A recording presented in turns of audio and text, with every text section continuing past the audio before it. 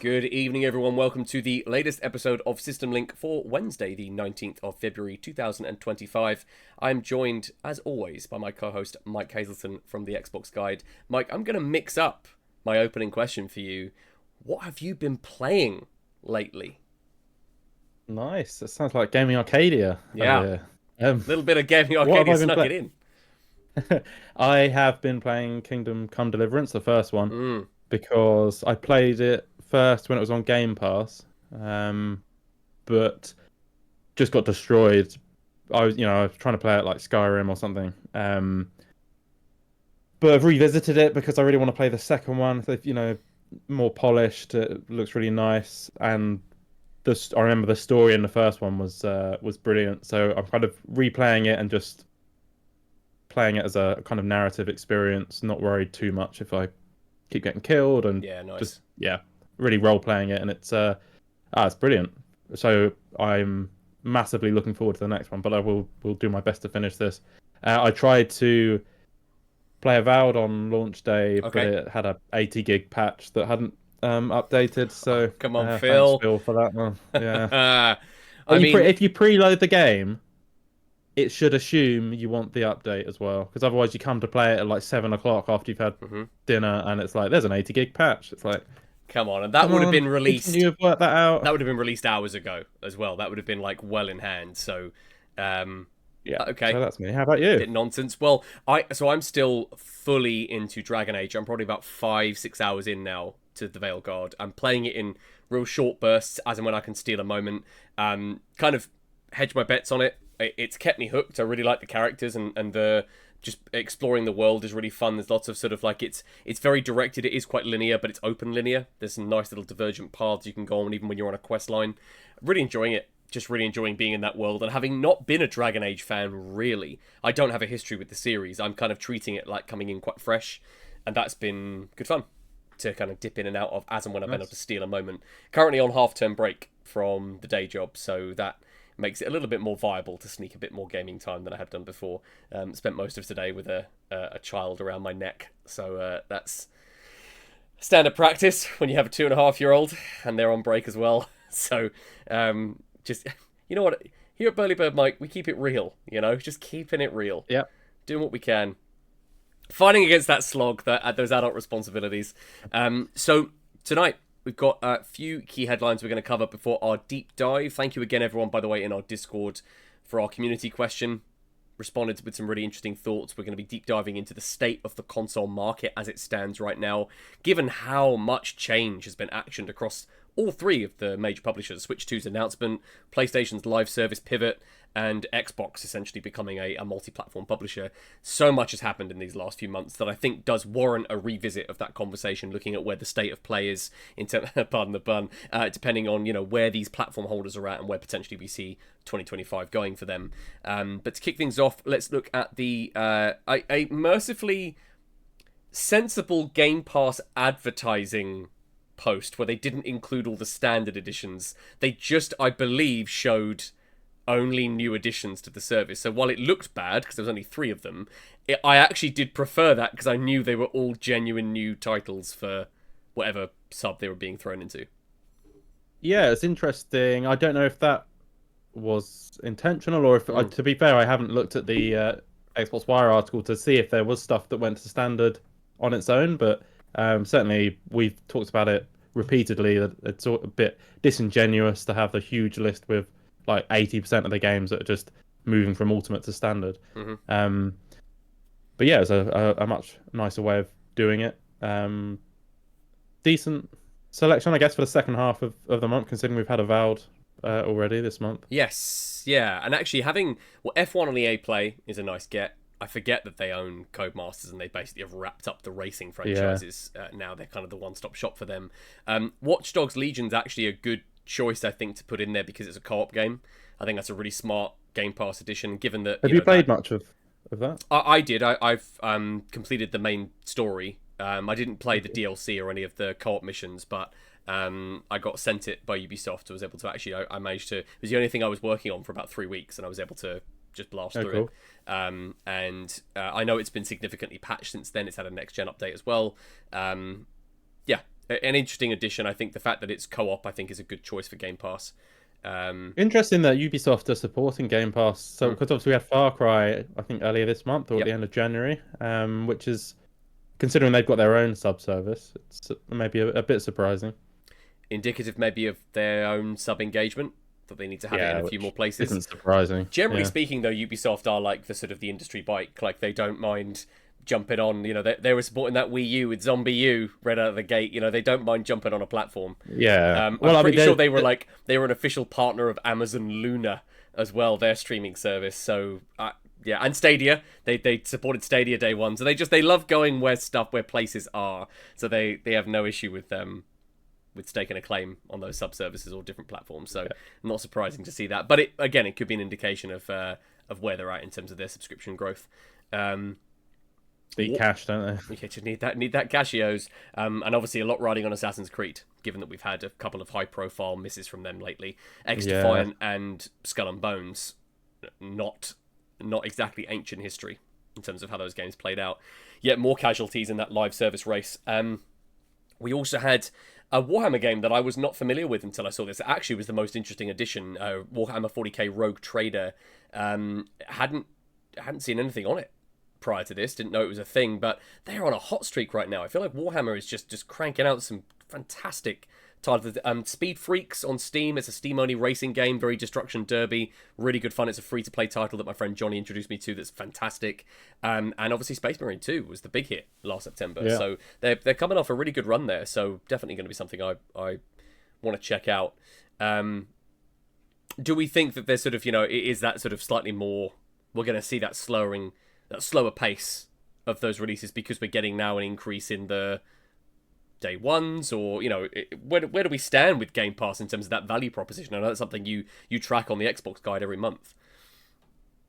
Yeah, I need to look at February as a whole. January was pretty good, and I was always the kind of prediction that when we got into the first party release period, that the quality of third party would drop off a bit. I think it's inevitable. But at the moment, it still represents really good value, and I think the pipeline for certainly the first 6 months is really strong. We obviously had Sniper Elite recently. We've got Atom 4, I think, pretty soon. Yes, March, I think.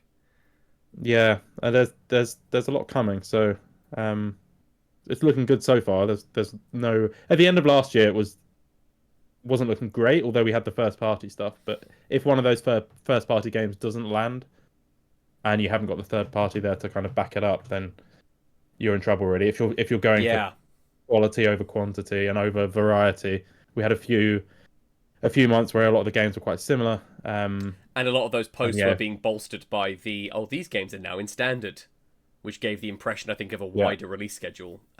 They have quietly slowed down the cadence of those additions. I always feel like there's now more removals than additions each month.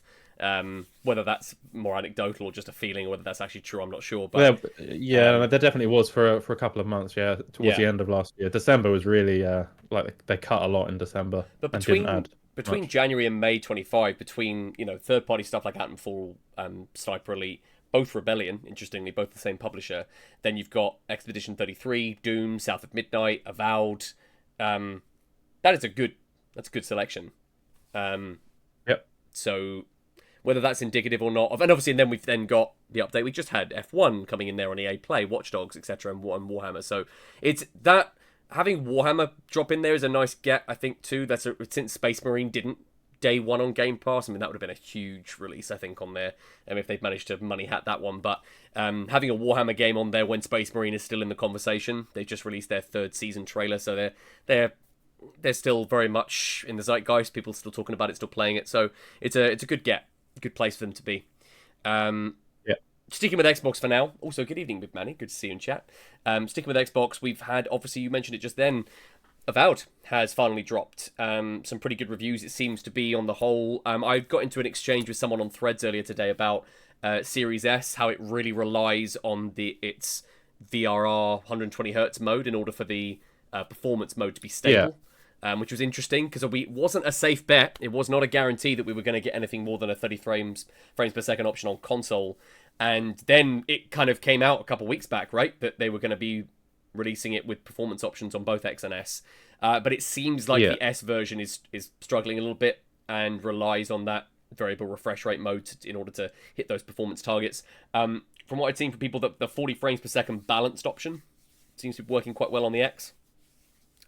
So yeah, I think on S you only have 30 and 40, don't you? I think. yes, yeah, and the 40 relies on VRR. You have to have that display in order to make that work. So, but having a 60 FPS option on the Series X, I don't mind that disparity necessarily. I think Xbox should have moved. They should have moved away from that parity clause. And I think if you're going to have those two different SKUs, which do have wildly different specs, the Series S is considerably weaker than the Series X just in terms of its raw hardware. So I wouldn't expect as a Series S owner to be matching the same experience on the X. It's not the same as the PlayStation 5 and PlayStation 5 Digital. One could then argue that the PlayStation's approach is cleaner. Whichever console you got a fixed platform, either that or obviously now the Pro.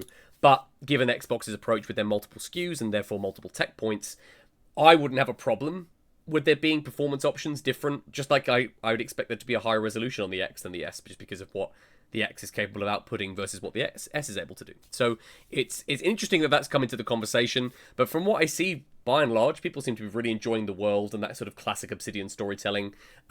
It's like that in indie. I feel a bit out of the loop because I've kind of hedged my bet with Dragon Age and need to kind of keep going with that rather than splitting my focus too much. But it's definitely something I'm going to get to. The positivity around it seems really genuine. So, yeah, I think the parity thing was always about features. So like Baldur's Gate was a problem because it was split. There was literally an entire game mode that you couldn't play, or that was going to be the issue. I think given the internet kind of caught fire when they said that it was only going to be 30, or they were going to make sure it hit 30 and then worry about other stuff later on. The fact that we've got a 60 option anywhere is fine, good. Yeah. And yeah, the reviews have been really promising. Most people are saying it like they're kind of surprised by how good it looks graphically, which I think is probably because it feels, or it looks in how it feels like the Outer Worlds, but then it's obviously got an extra layer of polish and kind of extra nice bells and whistles on top, which I think has surprised a lot of people. I'm really looking forward to playing it, but we'll try to finish Kingdom Come first, I think. Yeah, I'll probably try to do Kingdom Come and then play Avowed and then do the Kingdom Come 2. Well, in terms of output as well, I think Obsidian have skyrocketed up in terms of the reliability for Xbox and the regularity of their output. We've had Grounded, Pentiment, The Outer Worlds prior to that, and now Avowed from them in a relatively short span of time. For the most part, that's all. Those titles have released all in the last 3 or 4 years, and they're all like high 7s, low 8s. I think you know what you're getting from Obsidian. What we talked about on the show before is some studios that are overextending themselves, like jumping from a like AA game to a quadruple A game. Whatever Whereas that means. Obsidian, you know what it means. Yeah, Obsidian seems to be to always be. They know. I don't know if they know what their limits are, but they would rather release like 3 games in 5 years and have them all like score 7s and 8s than release one game in 10 years that scores 9s and 10s, which I think is for the benefit of Xbox. I would have no doubt that Outer Worlds 2 will score similarly well. And I think the length of the game is more realistic. It's not a ridiculous length to it. And I think people are looking for that a bit more now. I've seen some stories, some opinion pieces saying that kind of the 100-hour long games, where kind of 100 hours, if you do the main story and like only a few side quests, it's 100 hours. I think those games are going to be dying for the most part now. It's just not what people want. It's not as an attractive a proposition as it once was, perhaps, as the technology between the platforms has flattened and as the demographic has aged with these platforms as well. I certainly don't have time to sink hundreds of hours into a huge RPG. As impressive as they look and as enticing as they are to get, that is a taller order for me, especially if I want to be able to stay current as well and not miss out on stuff. I'm sitting here having not played Indie or Avowed yet, and wanting to try both of them. Well, and it's like, would you rather Obsidian make a game in 3 or 4 years? I don't know how long Avowed has taken, probably a bit longer than that, but it feels like the turnaround is quite quick. Or would you prefer it to be like Bethesda, and like you're waiting like 15 years between Elder Scrolls games or something ridiculous like that? It's just, I know they've done Fallout and they did Starfield, but it's a little bit ridiculous that you have to wait quite so long. But those are, people put hundreds of hours into Skyrim and Fallout, so yeah, I think in those cases, like GTA, similar time gap, they become people's games. Like that becomes their whole being when they're online, or especially with something like an Elder Scrolls, where they then, with mod support, that thing just runs and has such a long tail. GTA Online still being supported, and I mean that was a PS3 release, right? Technically speaking, so that's 2 console generations ago that people are still engaging with that. So no wonder they're predicting GTA 6 hitting a cool Billy when it finally drops. This year. Don't never forget the bet. What was my actual like forfeit for that one? That's the pumpkin voiceover, isn't it? I have to introduce the show, do the full intro. And maybe like I'd happily expand that to like the first headline and do like the first opening gambit with him just. Can we actually have it so that it's literally not just you doing a silly voice with Pumpkin, but Pumpkin is talking to me, like Pumpkin is hosting the show, and asks me how I'm doing, or what and then I've been respond. playing. So I'm not just doing an opening script. I have to. No, he has to speak to you directly and answer your questions. Absolutely, stretching my improv there, which is a great idea.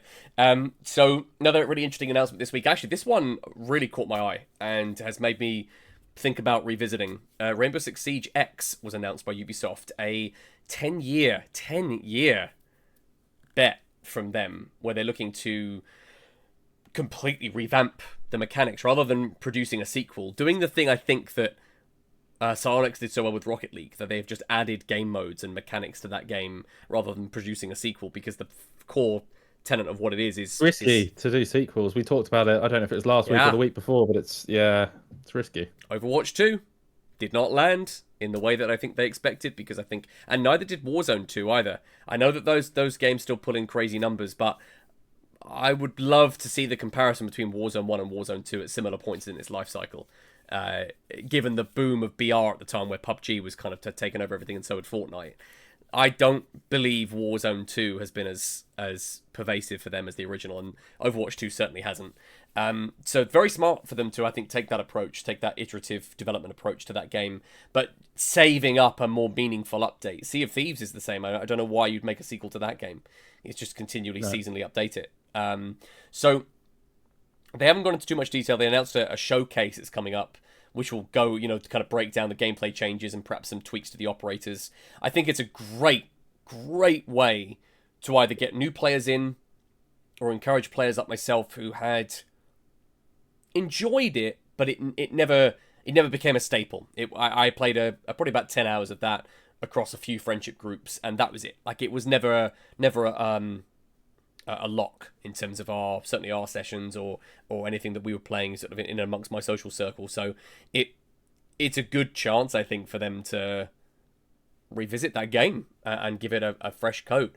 Now, I would hope they would also have recognised how popular Fortnite's OG map and no build modes have been in that game, certainly in terms of their player attention and engagement. So I would hope some kind of legacy version of that title would still exist. I think it was a huge mistake for Activision to bin off the original Warzone when they made the sequel, for that reason, because I think a lot of players, and then there was a marketing beat recently for Warzone 2 where they were like, the return of Verdansk, which was the original map. So clearly they can see what people get invested in. So I hope Ubisoft are paying attention and they don't completely burn out their hardcore community, which is still top 10ing. It's still playing extremely well to very good numbers. You don't want something like this to actually have the opposite effect and end up sort of alienating your core base. Yeah, I don't know why more games don't just have server browsers for so you can if people do want to play the old stuff, they play the old stuff, even if it's kind of outside of the ranked play or outside of the whatever the live service kind of Hmm. elements. Um, so I've never played Siege. What do they need to do to get you back in, other than just like marketing it again and pushing it? It would be a refresh of the game modes, I think. Um, Trying to find ways to deal with the netcode issues as well that I faced when I first played that game, where you'd get people peeking but you couldn't quite see them, that kind of problem, which in fairness Valorant does a very good job of. It does a really nice job of like synchronizing your gameplay in a way that actually feels responsive, and you don't get those awkward peeking moments where I can see you but you can't see my character model and those kind of problems. Siege had quite a bit of that for me, that really frustrated me. It became a bit of a campus paradise as a result. So I think if anything, if they can address sort of some of the core map design and that netcode, that would be a great way for me to suddenly be enticed to come back in, for sure.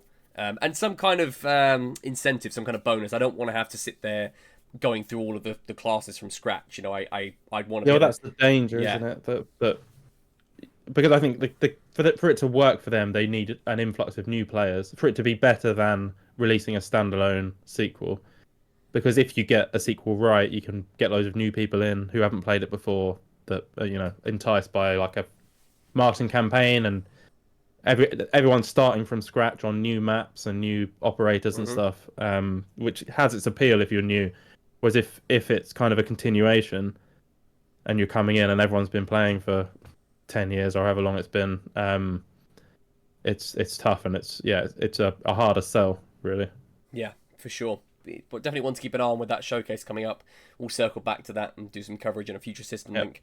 Um, Off the back of the Avowed's release, we've had a couple of interviews with Phil Spencer doing the rounds lately, where he's been talking about how for the first time in the Xbox Developer Direct we saw the PS5 logo mentioned in these titles, which was a new thing for them. Obviously coming off the back of the indie reveal at the Game Awards. Was it the Game Awards or was it Gamescom? No, it was Game Awards, wasn't it? Yeah. I think yes, where they showed Yeah. the PS5 announcement. That's right, yeah. And also just talk generally about sort of the state of some of their studios, where the coalition are at, the fact that Everwild still in development. That's on the cusp of a Garrett bet there. I don't know if Oh, yeah, I think come I've on. said it now. Here Said we it now. go. I can't now back out. I've got to do it. I don't think that game's gonna come out. So there's my bet. I don't think that game's gonna see the light of That's day. crazy talk. There's now Phil's been talking about it frequently. He's played it. It's coming out. Yeah, they've Deal with spent. it. No, it's not coming out. Um,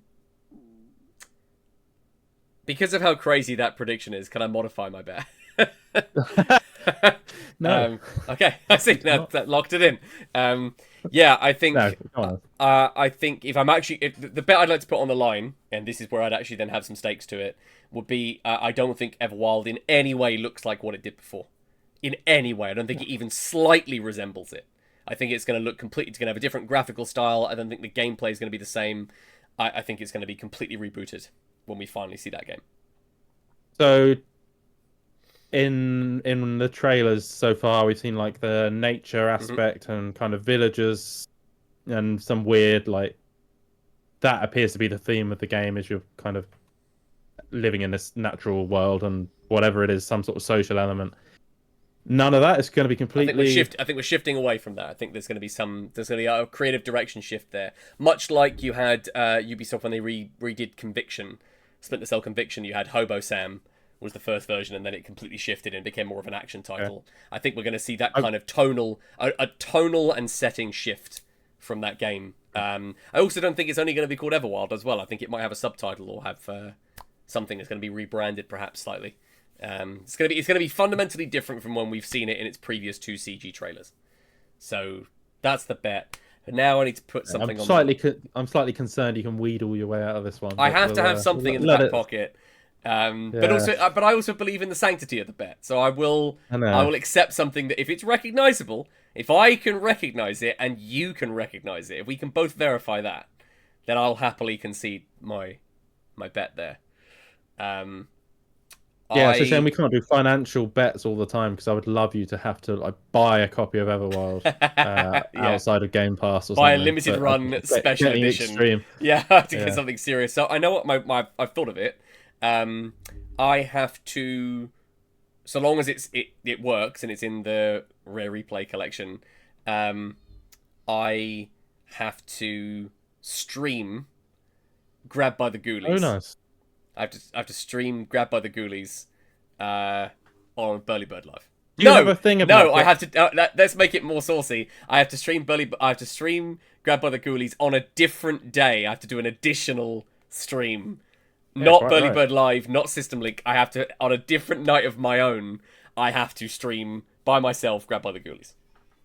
Do you have? I can't remember. Do you have a thing about Grab by the Ghoulies? Is that your Quantum of I Solace? strongly Or dislike it. I yeah, don't like it at all. Um, So, Rocket League retiree dropping into chat, just mentioning one of my best quotes ever.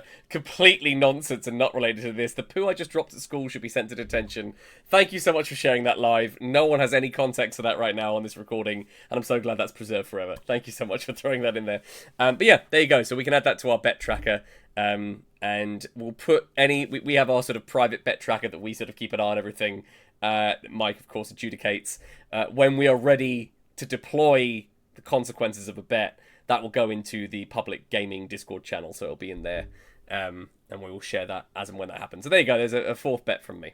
I think that Everwild will be wildly different to how we've seen it previously, and my consequence for getting that wrong will be I have to stream Grab by the Ghoulies on a different night to a Burly Bird Live or a System Link. So, cool. where are you... Go on, go on. The formats on the trailers, like PlayStation on the trailers.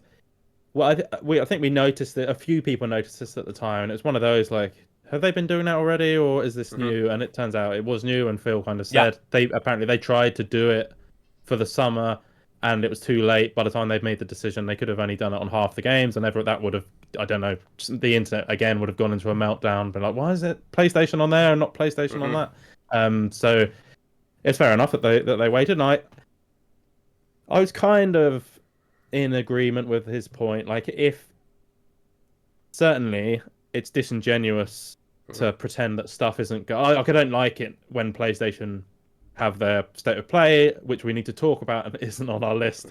But they have third party games that are obviously going to Xbox, and it's like PlayStation. And sometimes they even put PC on it, and it's like it just leave off Xbox, and it's like, especially they have quite a cozy partnership with Nintendo on occasion when they want to. And it does feel like, considering they're getting, significant Xbox games, they could probably reciprocate some of this stuff. I get why they don't do it. But on the other hand, I also think there's certain games that they know 100% will be going to PlayStation. It's in their plan, and they don't put the logos on the trailers because of obvious reasons why you don't do it, because you want people to get Game Pass and you want a few people to buy the Xbox hardware or buy it on PC. But I think his point that we want to be upfront and tell people what the situation is, I don't think that's true, because I'm certain that there are situations where they'll announce a game and they'll know that at some point it will be going to PlayStation. I guess if it's not day and date, they feel that they can't put the logo on the trailer because people will assume it's coming out at the same time. Like Indiana Jones, when they announced Indiana Jones, I'm sure they knew it was going to PlayStation. Yeah, but it just couldn't, because the timing's awkward, isn't it? That's a weird type of card maybe to be like, this release date for these platforms, this release date for these platforms. That's messy. But we talked about it that they did it with Final Fantasy, or at least they said exclusive to PlayStation for 2 years X or whatever it was. Yeah, months or like it's. I would prefer that if you're going to be like high and mighty and say the reason we're doing it is to be upfront and honest with people. Just clarity, isn't it? But that's where actually South of Midnight being the only game that didn't get a PS5 confirmed release, when you'd have to think it will, is the only one that didn't have a logo on there. The only one from the developer direct. So, yet that's a reasonable assumption now. If they're talking about, we know that Forza's coming, Halo surely can't be far behind. If we're seeing that coming into play, why not just tell us about South of Midnight's inevitable release, unless you do want to just try and preserve it very much for people to get it on Game Pass day one. Well, this will be interesting, especially for the summer, because we'll have the situation where any new Xbox game that's announced that now doesn't have PlayStation on, we'll be able to treat it as exclusive because Phil has said this, or at least significant timed exclusivity. You would because I don't think they'll, and we've talked about it before. I don't think they'll do the Indiana Jones thing again. Like it. No, that was a misfire. It will be day and date or whatever Exclusive 12 window. months. Yeah. So that's where I'd look at much. that now is if they know it's going to be day and date and they're announcing a release date, we'll then show that. They'll see that on the which the will title be card. And then it's something like South of Midnight. I think we can assume a PS5 version. I don't think that's disingenuous to not include that one, particularly right now, because that, I think, is a reasonable assumption to make. But seeing it like the Xbox PC, that tells me, new IP, new release, like E-Day, for instance, Gears E-Day, I'd expect that to be Xbox PC, even with a Gears collection rumoured to be announced for PS5. That gets a day and date on PS5. But Gears E-Day is announced with Xbox and PC, and then a year later, we then get the port. Yeah, and I think that's fine. And South of Midnight, games that are coming out or have been announced already, I think it's a special case because you can't just suddenly drop PS5 logo into a trailer. Exactly. Because they need to do a proper announcement for that's coming. But for new games, new IP, from now on, I think we can certainly read a lot into whether there's a PlayStation logo. Good evening, Ryan and Hope. Hey guys, thank you so much for jumping in the chat. Great to see you. I think that is a reasonable assumption to make at this stage. And that hopefully will mean, other than a few edge cases, like I think the Lucasfilm games, so stuff like Indie, partnership with Machine Games, but also Blade, partnership with Arcane Leon. I think those are edge cases because they're licensed technically. Yeah, Blade's a weird one. When Doom was announced, that had PlayStation in the trailer, didn't it? Or was it a separate thing after? That had its own thing. That was a weird one. Like, why do that and then? Because that wasn't the policy at the time. The policy wasn't to have PlayStation in all your trailers, and yet that one did have it in, and then which again is this weird haven't. thing. I find this sometimes when I talk about where certain TV shows and films end up on what streaming service. The weird licensing issues. Doom's legacy as being a multi-platform title might again have thrown that off in the same way that Minecraft Legends, when that was announced, had PS5 in there. So I think there are certain IP that have a legacy of being on previous platforms. Where I think it's going to get really tricky is the next Elder Scrolls, because there's precedent of Elder Scrolls being exclusive to Xbox and PC with, I want to say, Morrowind. That was the exclusive one, I think, across those. Oblivion as well. Oblivion, I think. Yeah, and then where that plays out from there when 6 gets unveiled, I think they've basically said Elder Scrolls and Fallout will be multi-platform. I'd be amazed if it wasn't. Interesting. It's a lot to consider there, but I think actually that's the cleanest we've seen from them lately. I think, with games that are obviously going to be day and date, things like Doom, we're seeing that logo on there straight away. For stuff that doesn't, but we can reasonably assume, given that it's first party and it's a new IP, something like South of Midnight, that's going to be a timed exclusive, but we're going to get that first on Xbox and PC with Game Pass as well. So the other side of it is when PlayStation show Concord, are they going to put an Xbox logo on that?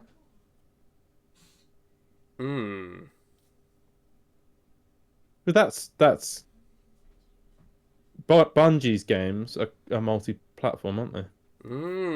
Yeah, I suppose. Yeah, didn't they say that Bungie's because Destiny was multi-platform and they weren't taking off?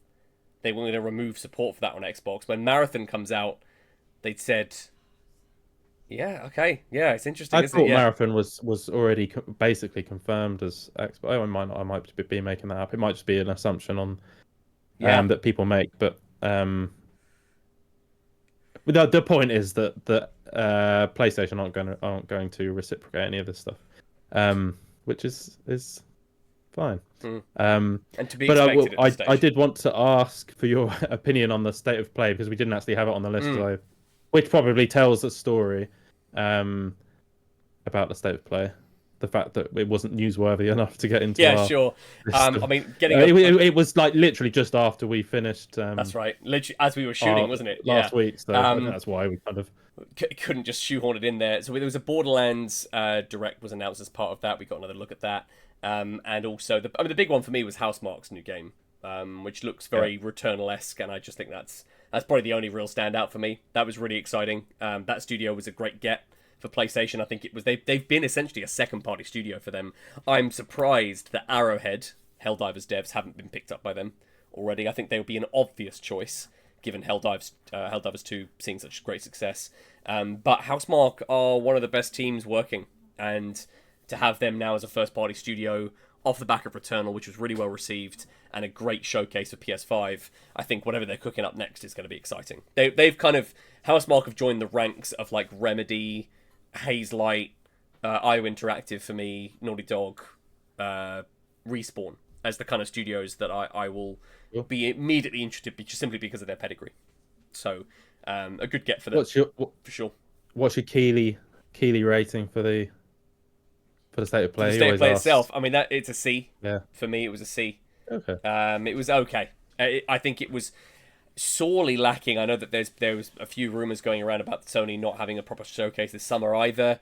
It is definitely, I'm feeling that the fallout of their live service pivot, Concord's cancellation, has obviously really knocked them from that in terms of that strategy and those high profile cancellations. I saw a really odd excerpt from an interview with Shuhei Yoshida on Sacred Symbols, Colin Moriarty's channel, where he talked about how great the Last of Us Online game was, and you're like, just release it then. What are you doing, you maniacs? You just listened to Bungie. They were brought on as co-developers, and they supposedly then said it didn't have enough meat on the bone to retain a player base. But Factions, I'm still playing it. There's still a loyal player base for Factions 1. I come back to it, and it's not like it's just me. I do not have to wait for it in my matchmaking times under a minute. Anytime I'm still playing the game, that thing's 10 years old. It's not like the multiple times we went back to Bad Company 2 and we were the only people playing. We were just the only ones loyally in there, and right there at the end of 1943 as well. Right there at the end when there were still people. Yeah, that was still getting some people. Still getting a few. Marathon is confirmed for Xbox, so it's okay. Yeah, well that you tracks would what they've expect said to before. see, but I still, even though it's been confirmed and it's been announced, I wouldn't expect Sony to show an Xbox logo in their trailers for it, which I think that is just like a bit ridiculous, isn't it? But especially when there's this, we might touch on it later, but they will get 70% of the revenue if it sells on Xbox. Like, would they rather it sells on Xbox or not at all? Sure, I know. Yeah, it's what a strange scenario. And this is also from the same publisher that when Sea of Thieves was put on PlayStation and it topped the PlayStation charts, the publisher was listed as Microsoft Gaming. Xbox did not appear, not a syllable of that appeared on. Yeah, there's a whole thing about have they been made to take the boot up screen out that has Xbox on it and in reality, I don't think they had to do any of that stuff, but it's just funny the console war stuff. What weird, and that'll tie in with our deep dive tonight. But what a weird state that we're in right now in terms of the platforms and where we're at. Many people argue that the console war, quote unquote, ended a decade ago. Given Xbox 2 generations in a row being in third place, their strategy does make sense. It does make sense to be different because they're not in first and haven't been for 10 years. So it's inevitable that this was going to be. There needed to be some kind of evolution. You need to invest in it, which they have, and now they need to recoup that. They got that big old Activision deal to start making some money back. Sticking with Sony for now. Speaking again of their sort of state of their first party, and how a lot of their studios with rumours of cancelled projects, confirmed cancelled projects, given their live service pivot away from that shift since Jim Ryan's departure. Fair Games, their shooter, which we still haven't seen anything of, has also been delayed now to 2026, leaving stuff like Valorant with its console port, Fragpunk, which is coming soon on Xbox, to kind of capture a lot of that market share. X-Defiant now has exited the building, so Fragpunk actually is in a good spot. They can essentially mop up a little bit of that audience. And Fair Games, still no gameplay for that, and now delayed till next year. I don't think we see that until the next generation of consoles. I don't think we get until a PS6 arrives. I think we could see a longer delay on that, especially off the back of Concord and the failure to make that game click. Yeah, I really struggle with games like this where they're not out there and being tested in the community, like the new Battlefield approach, which is very community centric, very which I think smart. is a great idea, and it means you don't have to release it until it's ready and until the community's happy with it. Whereas Concord was kind of, I think it was beta tested and people said it wasn't good enough, and they released it anyway. We talked about Sea of Thieves in the past, where it had this great kind of alpha and beta and didn't necessarily launch in the best state, but it was very kind of led by the community as to the direction the game went in. And yeah, it kind of worries me, the level of secrecy around that game. I don't think it's a good indication of how it's being developed, but to be honest, I don't know enough about it. So Well, no, I mean, there's been a teaser trailer, and that's I it. don't know. And we are long past that live service push. We've seen that clear shift away from that strategy. So I think actually delaying it's a smart play. Give it room to breathe, and if they need to reconfigure its release model, they might be reconsidering how it's actually going to be made. If it was going to be free to play, I don't know whether it was confirmed to be free to play or whether it was premium like Concord was. That could all be part of that conversation. I think a delay of this size, given that we're getting this delay so early into 25, they just said it's not being looked at till next year. That could be December 26. That could be still nearly 2 years worth away. Yeah. So, and I'm not convinced that that's going to make it into this round of consoles. So we'll see how that plays out. Ties in actually kind of with our deep dive tonight, which is around just where the console market is. Has it stagnated? What do people want from this next round of consoles? And I think Nintendo now have come out of the gate first with their next platform. We discussed that previously and how it is what we expected. An iterative platform that thankfully, mercifully, champions backwards compatibility both physically and digitally, both with Nintendo Switch Online, which again will be really cool, and also physical copies as well. Please make sure your Pro controllers are supported, Nintendo. Please. Please, please, please. I have so many that I want to make sure that they are usable. But we put out to our community before we kind of share our thoughts, kind of where hardware sales and where these console platforms are at. The most sobering statistic is that they continue to peak in terms of raw sales data back in 2008. That was the best year for raw console sales in a single calendar year. So, interesting that it's been so long since we've had any kind of, platform exceed that en masse. We kind of put it out to our community on Discord. Any of you checking out this podcast, not live on Twitch, but picking it up on YouTube, Podbean, or Spotify, you can jump into our Discord at Burly Bird Media, where you can weigh in on our weekly community question every single week at System Link. And this week, our question was, what have PlayStation and or Xbox got to do, specifically with their new hardware, to tempt you to pick it up day one? Heinkiko jumped in straight away and said, actually improve the specs. Cough, cough, PlayStation, cough. Which I think I then acknowledged that PlayStation 5 Pro was kind of a step towards that. But they're interesting that they said that they want a bit more parity with where PC is at, which is going to be so difficult when consoles are a fixed platform and tend to have quite longer life cycles. But things like PSSR are a good step towards flattening that curve a little bit. So, but he wanted to, a real sort of technical leap. I don't feel like we had that this gen to last gen, which ties in with actually a point made by Choco in Discord as well, saying needs to be significant. The difference from PS4 to PS5 is massive. I disagree with that.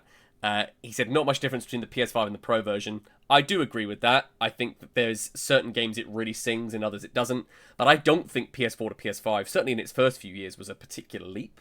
Neither for I don't know Xbox One, if Series maybe X. if you're going from base Xbox One to Series X. Was but it was a leap in speed. I wouldn't say it was a leap in graphical Fidelity capability, and, which is generally what people are looking at. Yes. I And can't actually, speak for PlayStation, but that's why I then agree with Choco's point about, if it takes 10 years, then so be it. That was what he said there, and I think that's fair enough. If it ends up being a longer gen with your PS5 Pro as a mid-gen stopgap, then let it cook. I think that's okay.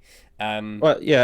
To be fair as well, I think the PS5 launch games were a lot better graphically. Ratchet and Clank was launched, wasn't it? And that was pretty. It was in launch window. It wasn't day it? one, but they had Spider-Man, Miles Morales, Demon Souls, and Little Big Planet. Sackboy's Big Adventure, all on day and date, they looked great. They look like an obvious Yeah. leap. So I think, yeah, that just in terms of, well, they had a first-party presence at launch, which Xbox had Gears Tactics. Big Manny, one of our most loyal supporters, jumped into the conversation as well and said that he would want online subscriptions to be included. Now, I'd said how, too much money to be made there, pal.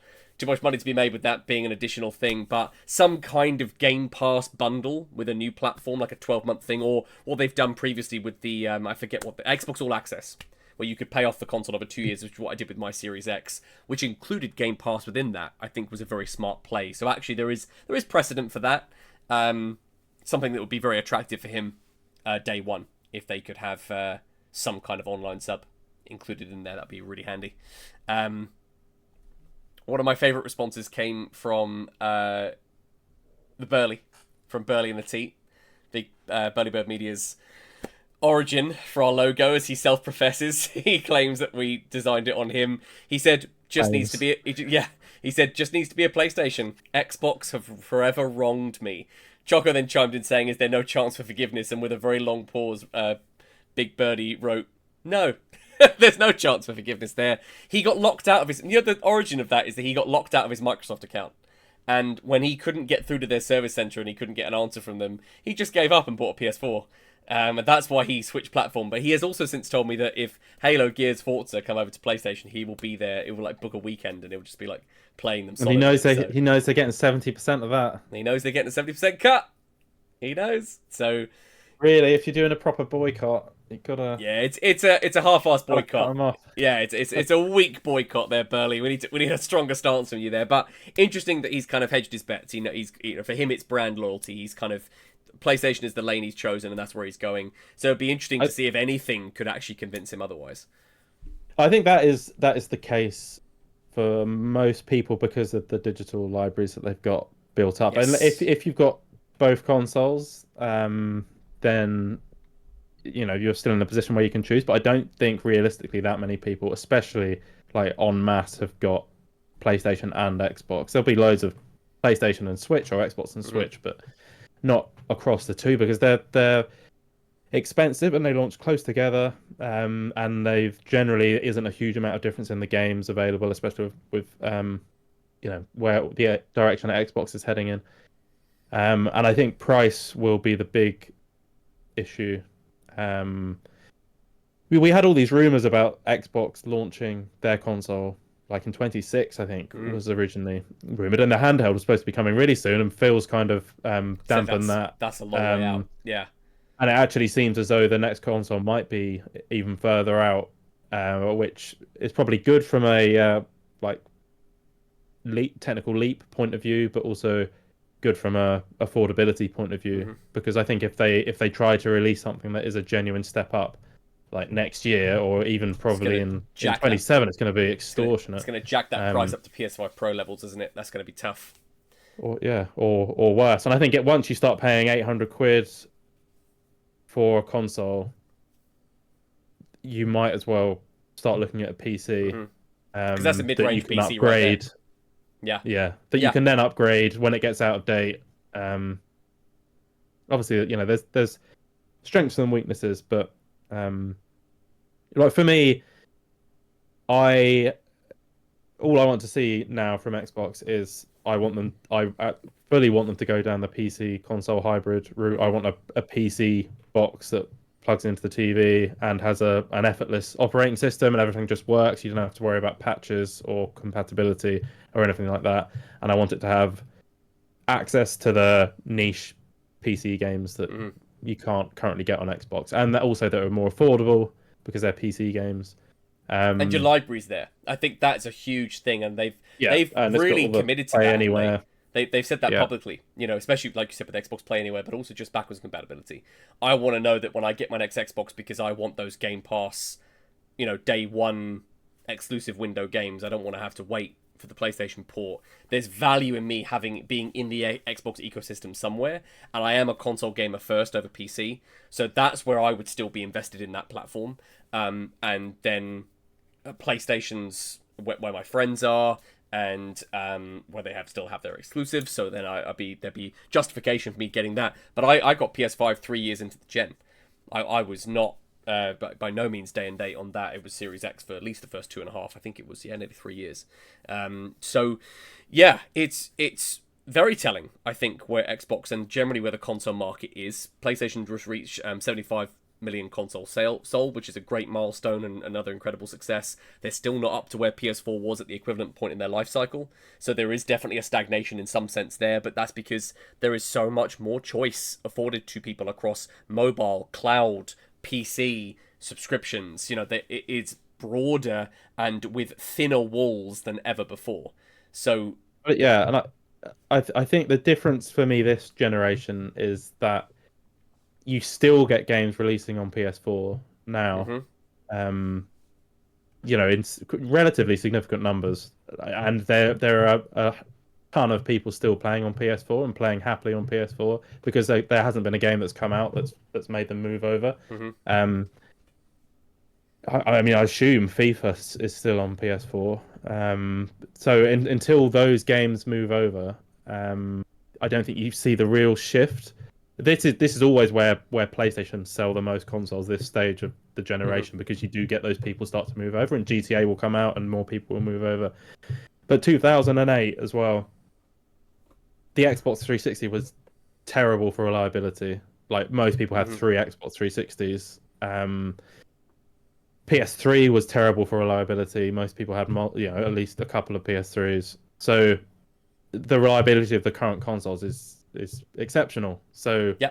there's very little reason, unless the Switch is maybe a special case. There's very little reason to have multiple Xboxes in your Mhm. house or multiple PlayStations in your house, unless you have one as like a second screen, second TV somewhere. Yeah. But But that's um, also that speaks to that swing, doesn't it? Because 360 they dominated in terms of their sales presence, but it was actually the the Xbox One era, the Series X first 2 or 3 years that eroded a lot of that goodwill. Off the back of those hardware failures in the 360 era, and then the first party wasn't there, and then their messaging was off, and it was you can understand. I can understand how they've ended up where they are today, and the pivot that they're now making. It does make sense what they're doing, so long as I think the value of that subscription is preserved.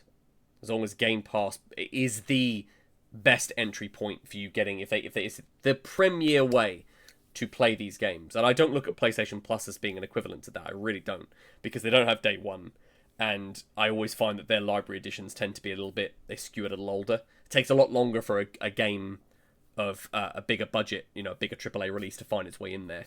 So that is their selling point. And for me, as someone with a huge library, give me a platform that's modular, give me a platform that's upgradable, which is very PC-like, which fits in with what you said you wanted from there as well. I do think there's a way I've been thinking about what that looks like, because then obviously you don't want to have a million different SKUs, then you are just making a PC.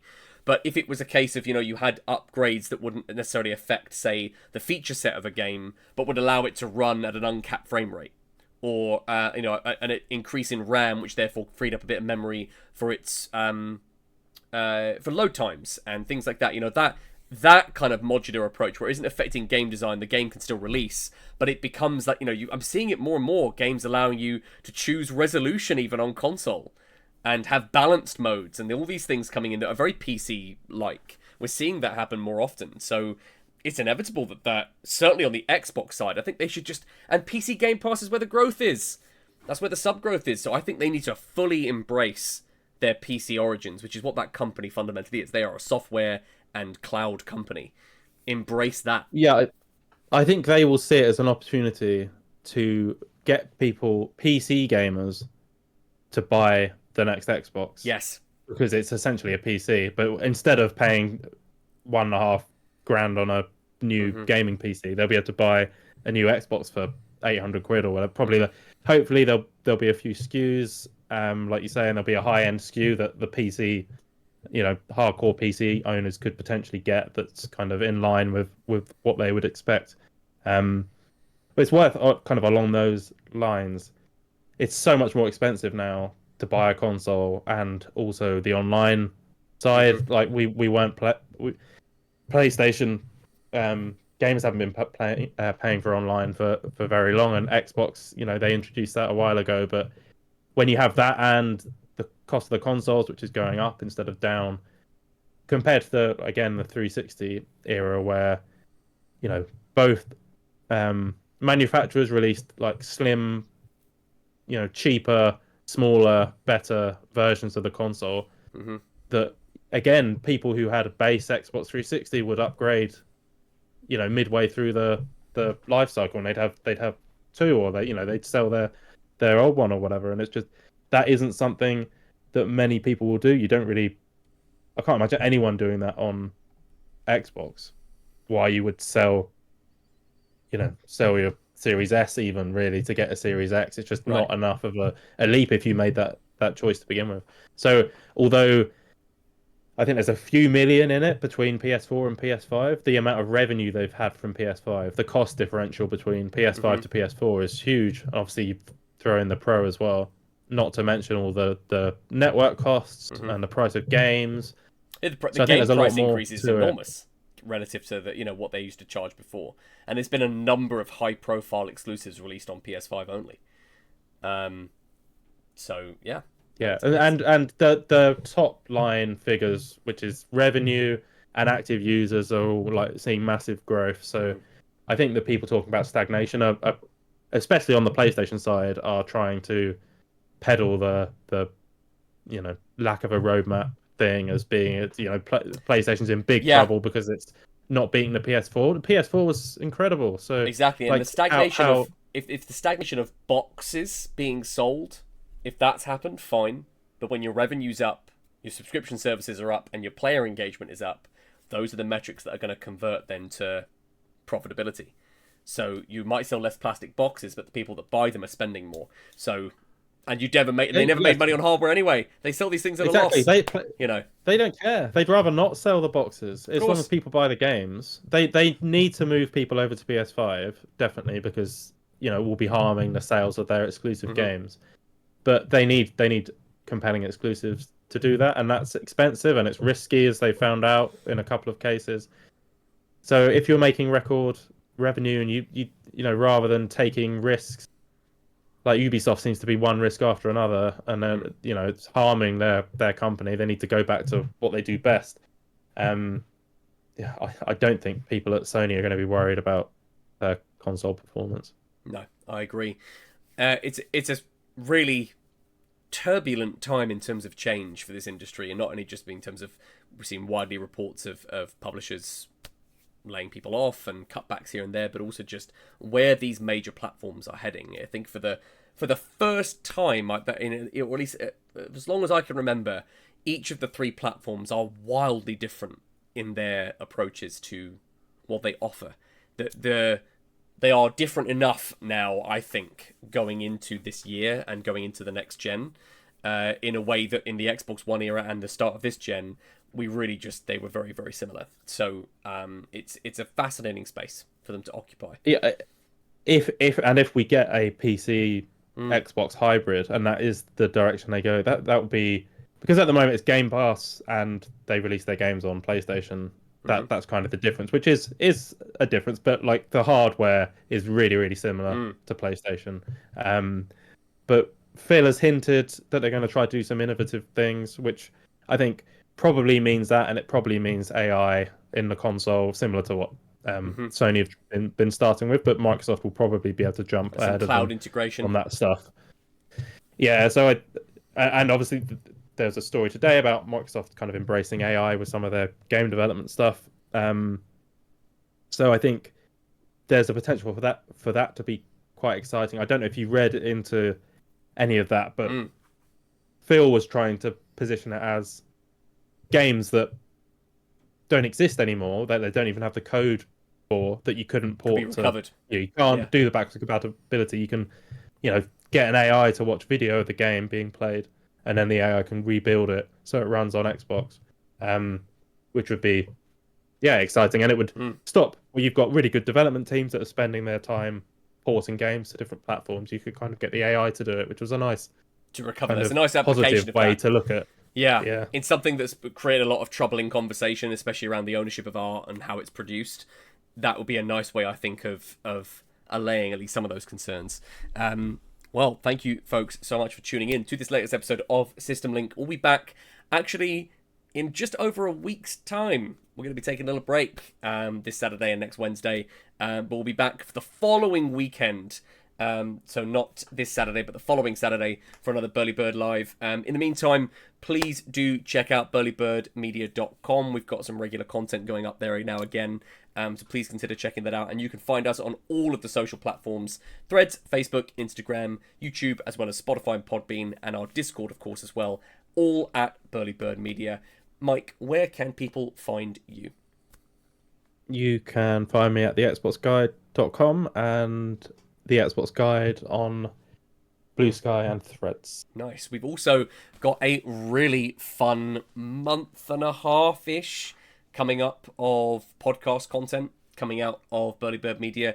Obviously, our ongoing show here, System Link, but Mike and I will be shooting another episode of Plasma Conduit, our Star Trek podcast, coming up soon. But also, we've just been locking down brand new episodes of both Dulcet Tones with the legendary Stephen Murray Murdoch, who you may have seen in the chat.